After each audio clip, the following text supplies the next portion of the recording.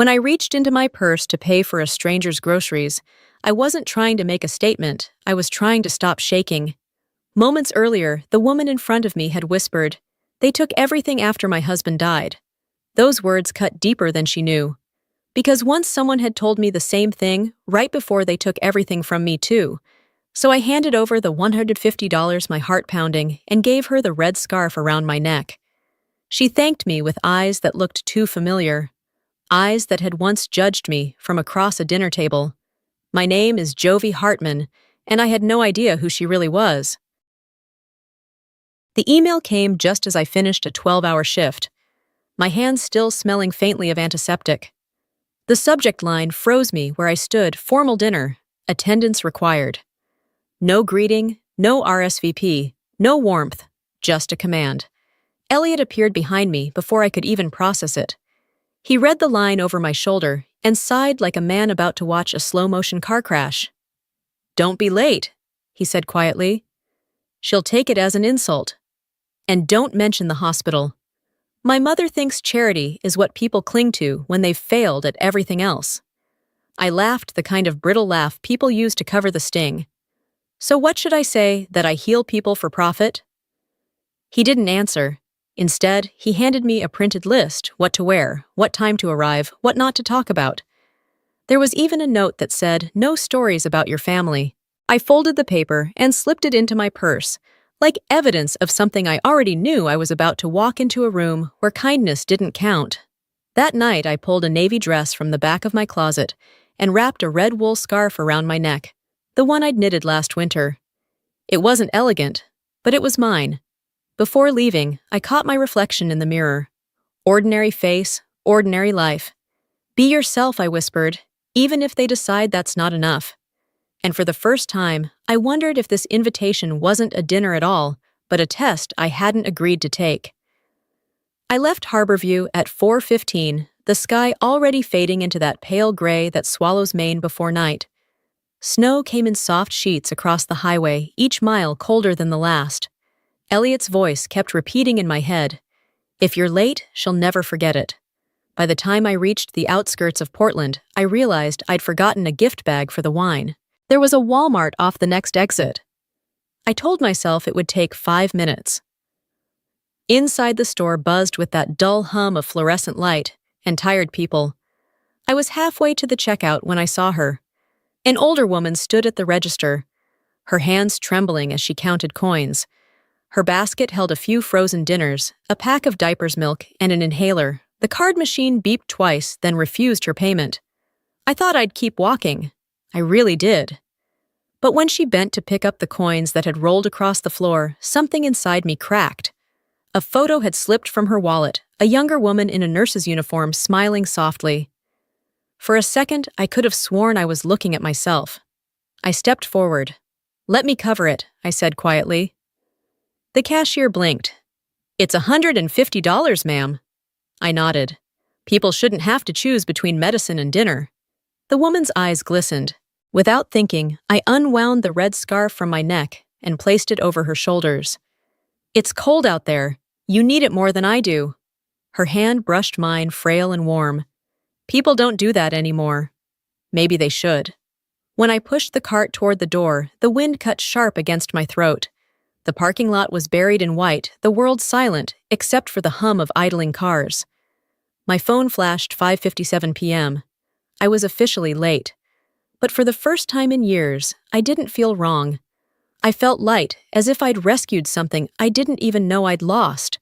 The iron gates of the Drayton estate swung open at precisely 6:17.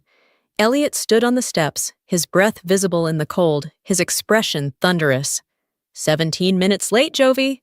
She'll never let it go." I started to explain, but he cut me off. "You always choose everyone else over us. Kindness won't save you this time." The words stung more than the wind. Inside the house was an ice palace. White walls, marble floors, chandeliers blazing like judgment. A long dining table stretched the length of the room. Dozens of eyes turned as we entered, curiosity thinly veiled behind polite smiles. At the far end sat Evelyn Drayton. Her posture was regal. Her face unreadable, her silver hair pinned high. When she turned toward me, I forgot how to breathe. Draped over her shoulders was my red scarf. For a heartbeat, the world tilted. The scarf I'd given away not an hour earlier now rested on the woman whose approval Elliot feared most.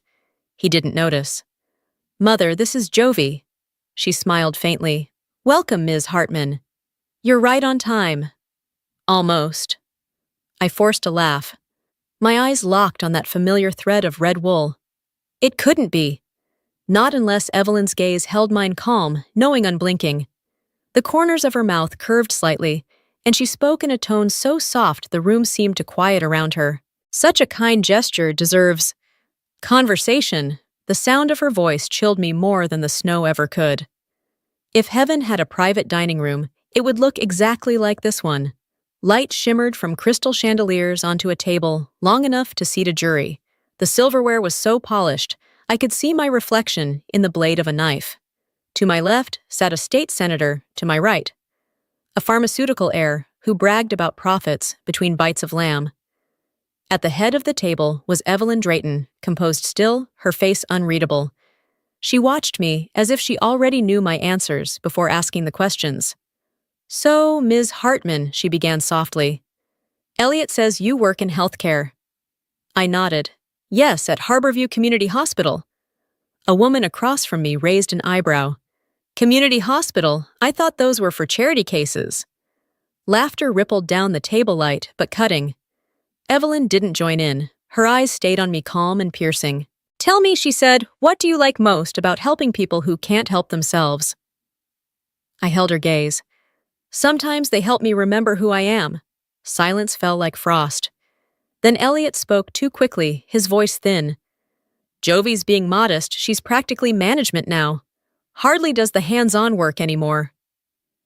Evelyn tilted her head. How convenient to lead compassion without touching it. Her tone burned worse than the laughter. I answered quietly steady. "Compassion isn't less real just because it's messy." No one spoke after that. Only the scrape of silver on porcelain filled the air. That was when I realized this wasn't dinner, it was a moral trial. Evelyn the judge, Elliot the trembling witness, and me the defendant trying not to lose herself. When the server poured more wine, Evelyn spoke again almost absently. "Charity looks beautiful until it costs you something." Her words cut straight through me. Somehow she knew. Dinner ended. She rose gracefully. "Ms. Hartman, would you join me in the library?" Elliot's hand brushed mine beneath the table, a silent plea not to go. But I stood anyway. The Drayton Library felt like a cathedral built for silence. Shelves climbed toward the ceiling walls, lined with portraits staring down in judgment. Evelyn poured tea, her movements measured precise. Behind her, a framed photograph caught my eye. Her younger self in a nurse's uniform, standing beside her husband in front of a sign that read Drayton Hope Center. The woman in that photo was the same face I'd seen in the wallet at Walmart. "You stopped somewhere before dinner, didn't you?" she said evenly. I hesitated. "A store, a woman, groceries." My throat tightened. "Yes." "She couldn't pay." "I helped her." "How much?" "150. And you gave her your scarf." The room tilted slightly. She didn't ask, she recited. Why I whispered. Because people reveal themselves most clearly when they think no one important is watching. I met her gaze. "Do you believe in tests? Not the kind where one person hides behind another's hunger?" Her expression softened for the first time. "Good." She turned toward a glass cabinet and lifted another photo, her husband Henry. "He used to say kindness is the only investment that never loses value." I stopped believing that. "Maybe you gave it to the wrong people," I said. For a brief second, something human flickered across her face. Then it was gone. "You should go. Elliot will take you home." I started to leave, but her voice followed me. "Thank you. For being late."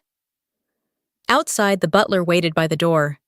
As I passed, he murmured, without looking up, "You reminded her of who she was."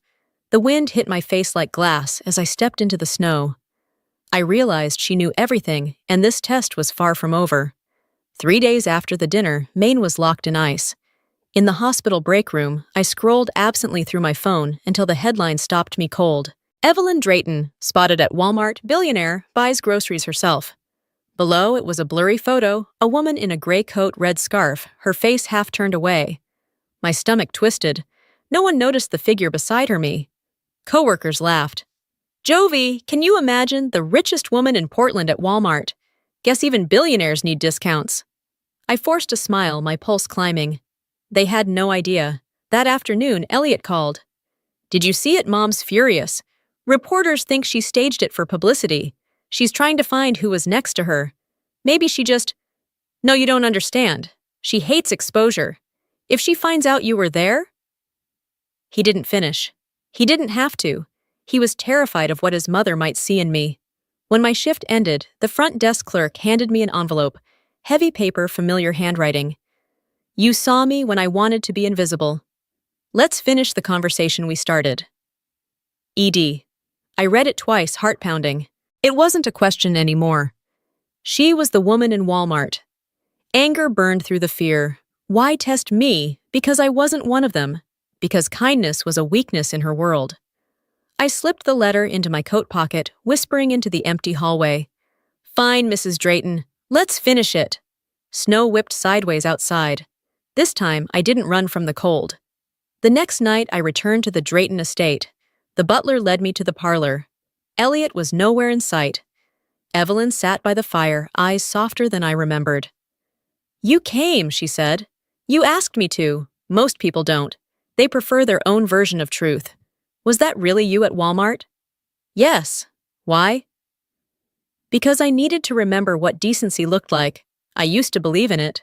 She drew out a photo of her younger self in a nurse's uniform beside her husband. We built a free clinic once. The board shut it down for profit. He died that day. I stopped believing in hearts. So you tested me to see if people like you still existed. And what did you find? That my son is marrying a woman braver than he'll ever be. She handed me a check. For Harborview. Let kindness breathe again. I pushed it back. You can't buy what you've already lost. Good, she said softly. Then I know the money's safe with you. She lifted the red scarf from the sofa and placed it on my shoulders. Keep it. Warmth only matters when it's shared. The firelight flickered across her face. Ms. Hartman, you failed my son's test of punctuality, but you passed mine. For the first time, her voice carried something real belief. The scarf was warm, but what she returned to me was faith. A week later, I returned to the Drayton estate. This time, the dinner was small, just the three of us. The fire glowed behind the glass, filling the room with cedar and silence. The same portraits stared down from the walls, but something in the air had changed. No tension, only the quiet sense that something long buried was about to be unearthed. Evelyn began first, her tone steady. Elliot, do you know why I did it? He gripped his wine glass. Because you don't trust anyone, not even me, wrong, she said. Because I wanted to see which of us still believed in something. The fire cracked. I sat perfectly still, feeling both invisible and exposed. You told me Jovi was late undisciplined, but you didn't mention she was late because she stopped to help someone. You thought I wanted perfect. I only wanted decent. Elliot's shoulders shook. His voice broke. I've spent my whole life trying to make you proud, and you forgot that being right isn't the same as being good. Her gaze softened, no longer the cold steel I'd come to expect.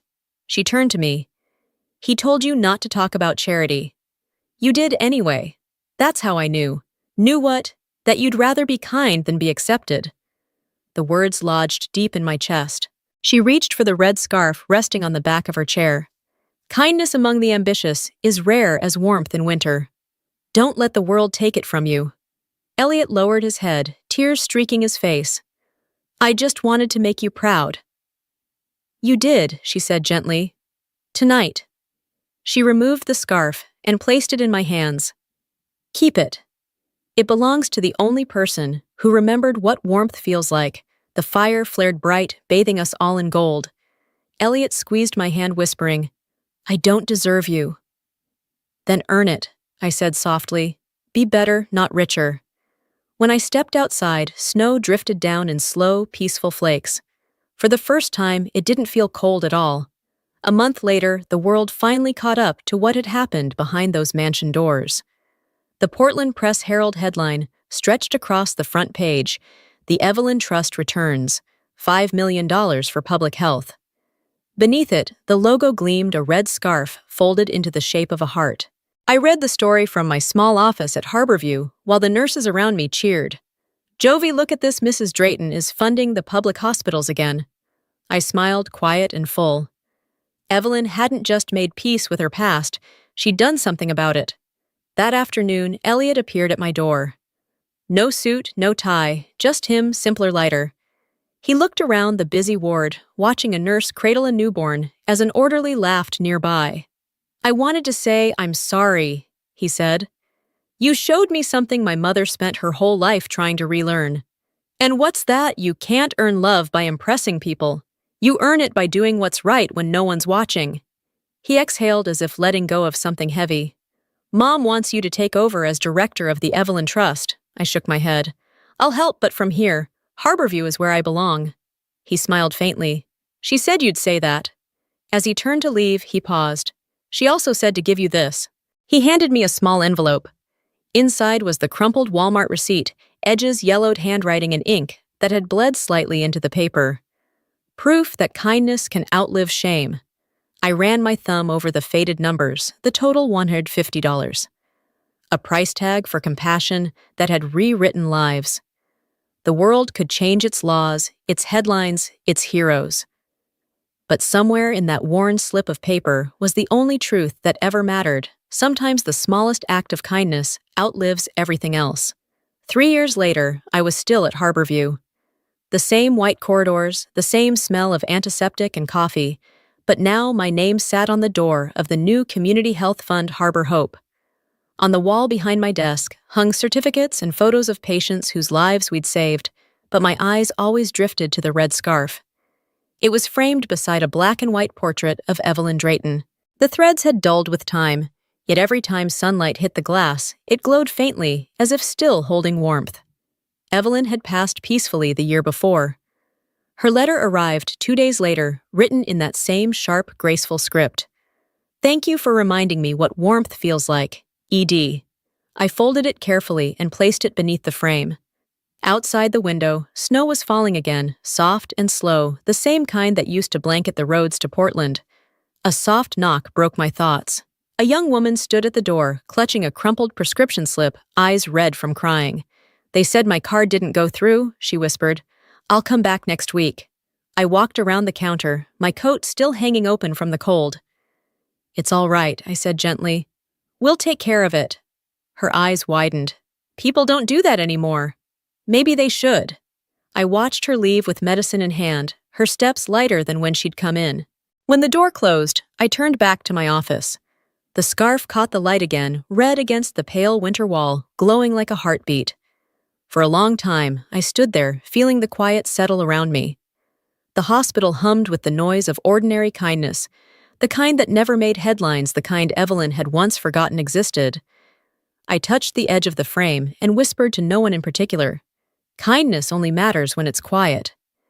The snow outside kept falling endless and calm. Somewhere beyond the glass, I imagined Evelyn smiling, her warmth alive, in every unseen act, in every small choice to care. And as I turned back to work, I knew the circle was complete. What began as a single quiet gesture at a Walmart checkout had become something far greater, proof that even the softest kind of goodness can outlive us all.